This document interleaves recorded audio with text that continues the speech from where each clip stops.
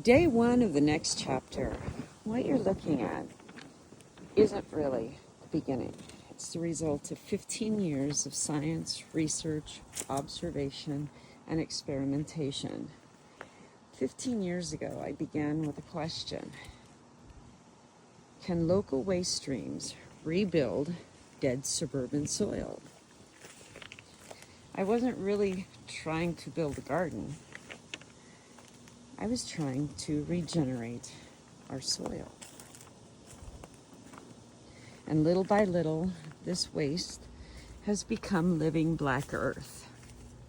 As the soil changed, so did everything above it. The earthworms returned, pollinators became more abundant.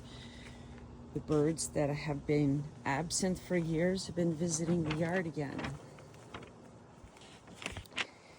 The ecosystem that we've built has responded, and now it's time to expand. These new beds may look like bare dirt today, but they aren't starting from scratch. They're built on 15 years worth of lessons that we've learned. What worked, what failed, and what nature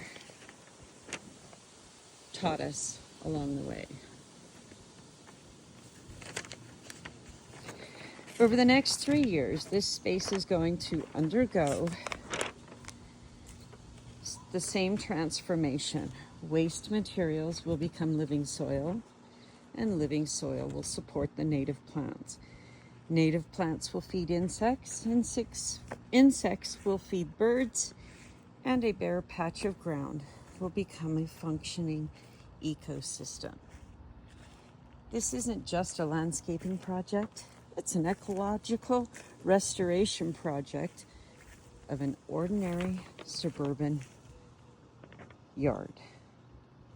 Today, we're documenting the first